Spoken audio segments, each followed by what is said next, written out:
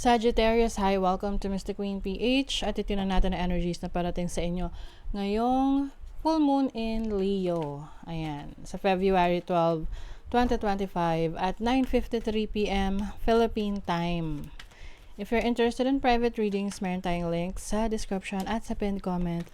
Paka-check nyo lang information kung paano mag-book for a private reading, and please subscribe to our channel to show your support.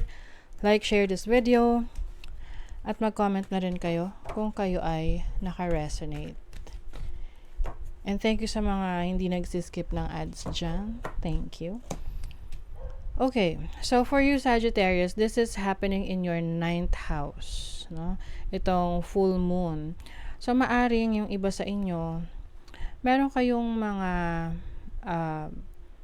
mga bagong paniniwala, no? Na maaring yun yung china-challenge yung old belief system ninyo. Okay? Kumbaga parang napapaisip kayo, oo nga no, parang bakit ko to pinaniniwalaan? Bakit ito ang belief system ko pero it doesn't make any sense? Ngayon meron kayong nare-realize or na-explore na bagong belief system at doon kayo mas nagre-resonate. Okay? So, this can be any belief system. Pwede tong sa religion, pwede rin tong mantra mo lang sa buhay, na kung dati, para sa'yo, maganda na magkaroon ng anak, no? Ng maraming anak. Pero pwede ngayon, nagbabago na yung isip mo dahil nare-realize mo na marami ka nare-realize about, having a lot of kids, mahirap, challenging talaga. And it's not easy, no? So, kumbaga, somehow, nagbabago yung perspective mo sa buhay. And you are letting go of the old ways, yung mga old habits, yung mga old belief system that you feel na hindi na in alignment sa iyong paniniwala ngayon. So, some of you nagkakaroon ng spiritual awakening. Meron tong opposition sa iyong 3rd house, which is in Aquarius. So, maaring meron kang mga pinag-aaralan ngayon, nire-research, natutuklasan na mas merong sense para sa'yo. And kaya siya somehow may conflict sa'yo kasi pwedeng na-bring up ka in a different way, in a different perspective, na ngayon na mas nagre-research ka at nag-aaral ka, nare-realize mo na, teka, parang mali yata or parang hindi ata yun. Parang it doesn't make any sense na para sa'yo. So, yun yung naglalaban sa'yo ngayon. Paano mo i-let go yung paniniwalang yon, yung kinalakyan mo na. Kasi sabi nga, meron tayong indoctrination, no, na bata pa lang tayo, ito na yung prinogram na tayo for this kind of information or this lifestyle or this work or kung ano man yung nakalakyan ninyo, yung mga tradisyon. So some of you are discovering new things in your life na meron talagang connection sa inyo, like nakaka-relate kayo, naiintindihan nyo, unlike doon sa dati nyong pinaniniwalaan na hindi nyo alam kung bakit nyo ginagawa. Parang iniisip nyo na lang na na-pass down kasi yan yung tradisyon na yan, 'di ba? So ngayon parang ngayong mas aware ka na, iniisip mo, bakit nga ba yun? Ano ba yung tradisyon na yan? Bakit nga ba yan ginagawa?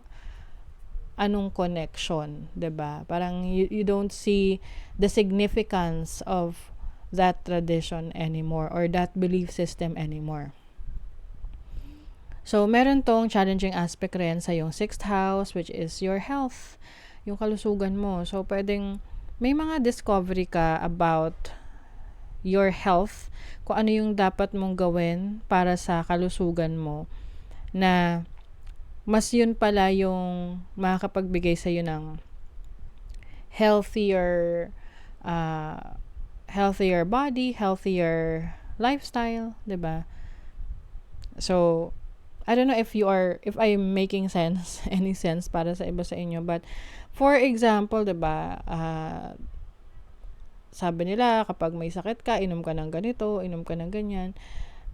But nung lumalaki ka na-realize mo na may alternative pala. Meron palang, hindi mo pala kailangan na uminom ng napakaraming gamot, no, para gumaling ka sa sakit. Merong iba pang pamamaraan. So, ganun, example lang naman. But this is related to your health as well. Okay? So, some of you naman, maaring meron kayong malalaman kasi Uranus is unexpected happenings or something na will shock you, no, na information about yourself, about your health condition na kailangan mo na talagang ayusin, kailangan mo nang asikasuhin, or you are also researching about it na parang not actually self-diagnosing but mas nagiging aware ka sa katawan mo ngayon. Kumbaga, alam mo kung ano yung dapat mong bigyan ng attention sa sarili mo. At hinahanapan mo to ng natural ways para somehow ma-improve yung part ng health mo na yan. You have the 3 of Cups, Ace of Swords. I feel like marami ka natututunan sa mga taong nakapaligid sa iyo, like kaibigan mo, part ng grupo mo. You have the 5 of Swords and the 10 of Swords. I feel like merong mga taong against sa mga bago mong paniniwala ngayon. But I feel like kung saan ka talaga ngayon naniniwala, yun yung ipaglalaban mo. You are finally gaining that clarity na okay, for the longest time, yun yung akala ko ay makakabuti pero hindi pala. Okay? See the bigger picture, yan. So, you are getting new perspective in your life. Emotions are running high, so this may also create some drama, lalo na dun sa mga taong hindi mag-a-agree sa bago mong pananaw sa buhay. But definitely, there is a powerful change that is happening sa'yo because of this awakening na nangyayari sa'yo.